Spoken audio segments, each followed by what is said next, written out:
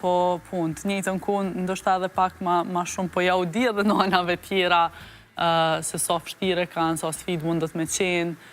Pra po e thëmë, për fatë mirë na jetojmë në një kohë ku shumë sende i kemi të lehtësume, si ku ndër nëna tona qysh është dashme i bo krejt punë vetë, nuk kam pas ndihmë kaq të madhe dhe kushtet i kam pas shumë atë vështira me rritë fëmijë, kështu që për fatë na i kemi krejt këto kushte, po në njëjtën kohë jetojmë në një kohë që është pak ma dinamike dhe prishmërit janë ma të mdoja.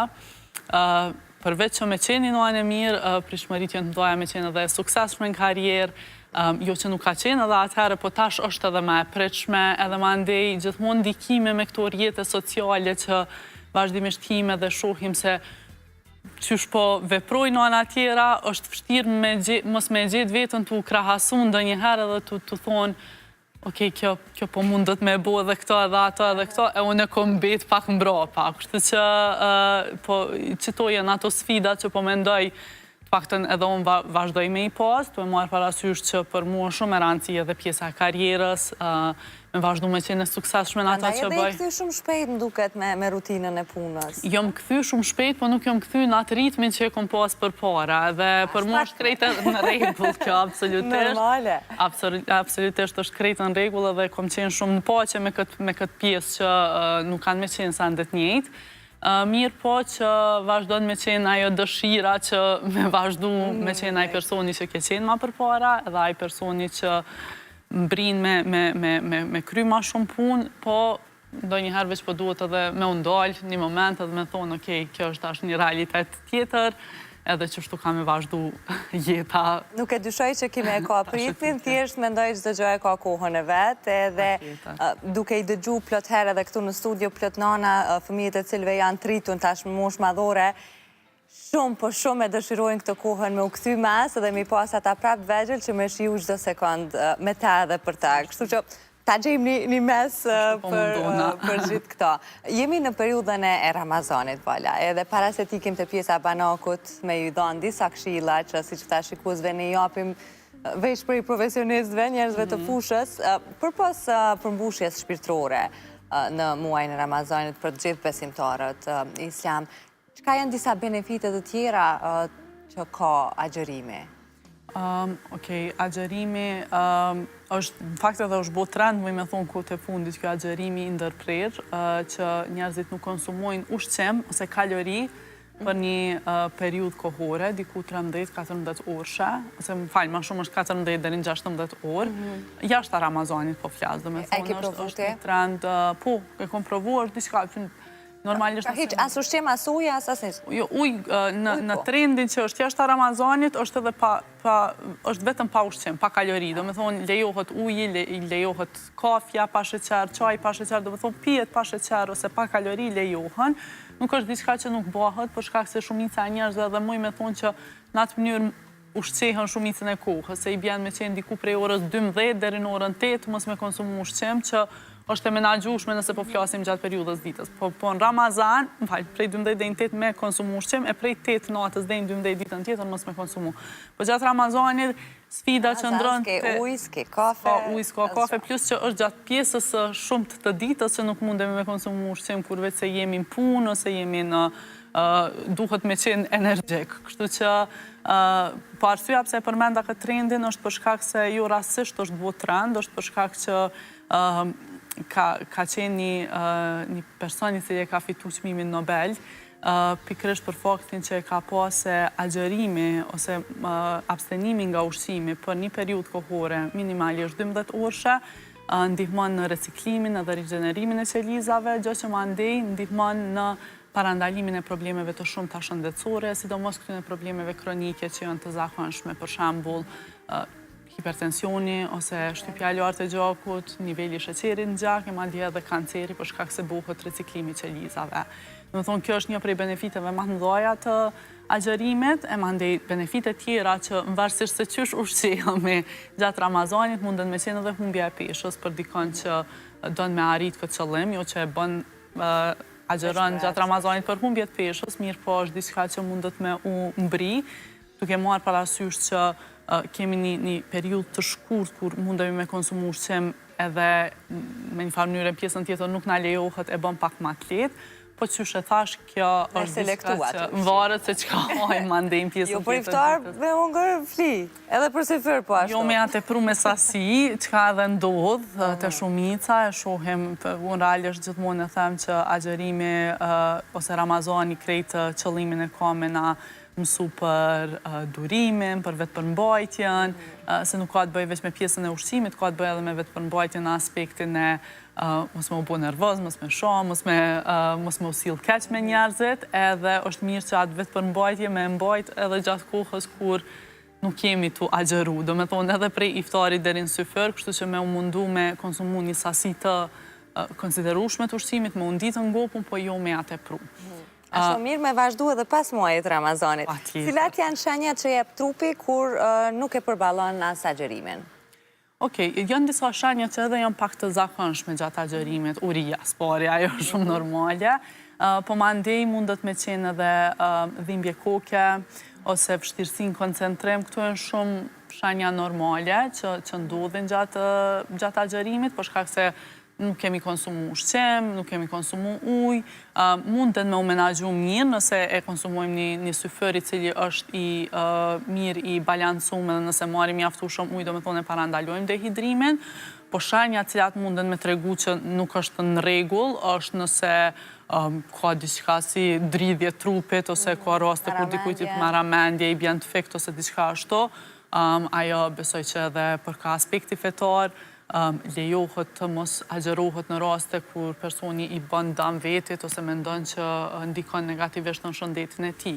Janë grupe të caktuara të njerëzve që edhe janë të liruar prej agjerimit për ka aspekti fetar, nëse zgaboj se s'po du me qenë e pasaktën këtë aspekt, nuk është që jam eksperte këtë aspekt, po për shembull gra shtatzana janë të lirume.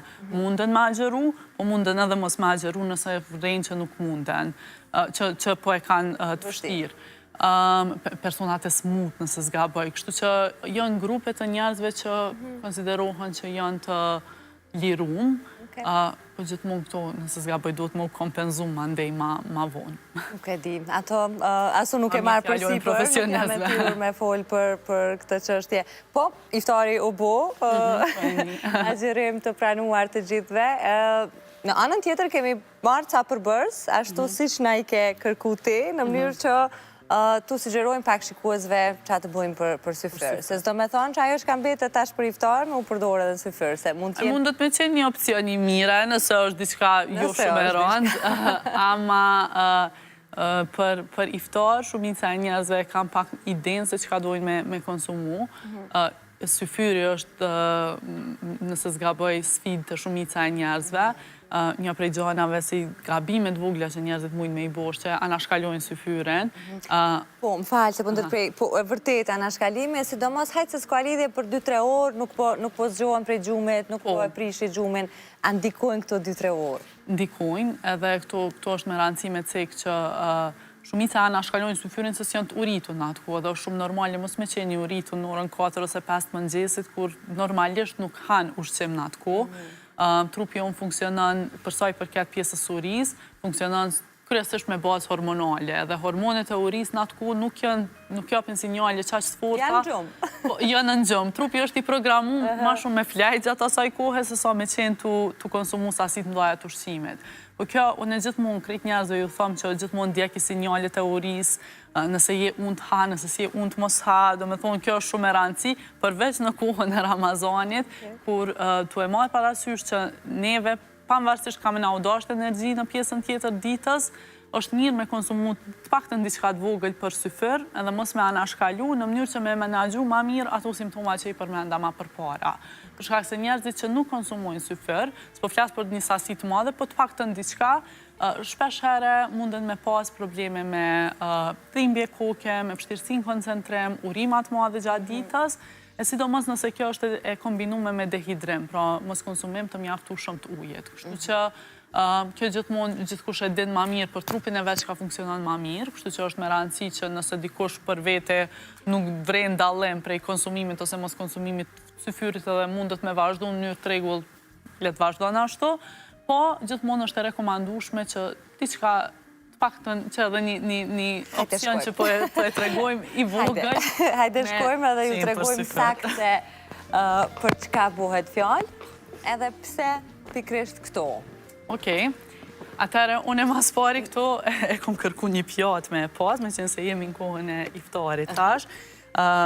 Qëllimi i pjatës është me simbolizu se qysh mundemi me mbush në këtë pjatë që me qenë e balancume. është një teknik që unë e tregoj edhe jashtë Ramazanit, që mbushja e pjatës është shumë e rëndësi, për shkak se e dim sa jemi të i marrë krejt ato vlera ushqyese të nevojshme.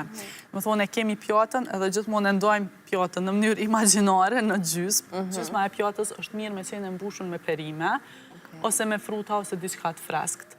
Edhe pastaj këtë pjesën, gjysmën tjetër e ndojmë edhe në një gjysmë, që 1/4 e pjatës me pas një burim të proteinave, që këtu zakonisht është mishi në shujtën e iftarit, mundet me qenë mishi pulës, pishku, mishi koq, mundet mos me qenë mish, me qenë fasule, ose diçka tjetër që përmbuan proteina bimore, edhe mandej 1/4 me pas diçka me karbohidrate. Një cobok, ose ndoj një patate, ose orez. Do me thonë, kjo metoda e pjatës balancume ju ndihmon njerëzve që me e ditë që, okej, parimisht jemi të dosh me marrë mjaftu shumë fibra, edhe mandej këto dyja cilat e kompletojnë këtë shujtën, mirë po, mos me i pas, na shpeshere kena të kundërt, ndoshta gjysën e kemi me buk, perimet mungojnë, edhe ka pak mish. Veç pasol edhe buk, mjafton. Edhe një salat pak anash. Ajo, nëse është okej, nëse jo, pasuli mjafton. Kjo e ka për qëllim që na mi marrë krejt ato vlera ushqyese që na duhen për atë shujt. Do me thonë është diçka që mundemi me e apliku edhe në jetën e përditshme, është diçka që unë personalisht të aplikoj, edhe që besoj që shumicës njerëzve ja u bën pak ma të lehtë për zgjedhjen e ushqimeve dhe mbushjen e pjatës tyne. Kështu që është diçka që munden me e provu njerëzit që tani, nëse veç nuk kam fillu me diçka. Ndërkaq këtu e kena një opcion shumë të lehtë për syfër. Tërshëra është një prej ushqimeve të mia të preferume për syfër, që unë e shoh syfyrin si një mini mëngjes. Është një burim i shkëlqyshëm i karbohidrateve komplekse, që ka do me thonë që tretën nga dalë, që kjo është shumë e rëndësishme për syfër, do me thonë me pas tretjet nga dalshme ushqime, po jo për shkak se ka sasit madhe të yndyrës, po për shkak të kombinimit që buhet, se kjo tretja nga dalshme ndihmon që me na mbajnë gopën për një kohë më gjatë edhe me pas atë energjinë konstante. Tërshëra është një opcion që tash po e shtojnë këtë pjatën tonë. Diku 3-4 lukë të shërë, po besoj mundet me qenë mjaftueshme për shumicën, të ashtu s'po përgjithsoj, për shkak se gjithkush ka nevoja të ndryshme kalorike, casis edhe nevoja që sojën të rritun, kështu që ndoshta po e tregoj masën tem. Masën tem. Po, përveç kësaj tërshëra është një opcion i shkëlqyshëm edhe për ka aspekti shëndetësor, për shkak se përmbahen fibra, cilat ndihmojnë me tretjen, na mbajnë gopën për një kohë më gjatë dhe i mbajnë nivelet e sheqerit në gjak konstante. Për pas tërshërës, çka shtojmë, dojmë gjithçysh me pas, do me thonë, për pas karbohidrateve me pas edhe një burim të proteinave. Dhe në këtë rast e kom zgjedhë si burim të proteinave kosin. Do me thonë, kosi përmban proteina, kjo është me rëndësi, përmban edhe kalcium që është i rëndësishëm për shëndetin e ishtrave, po edhe në njëjtën kohë, pak s'ka lidhje në shta. 2 lukë nduket kena? 2-3 lukë kësë, me për logaritë rrët një gotë kësë, mundet me qenë edhe kjo sasi që kja këto.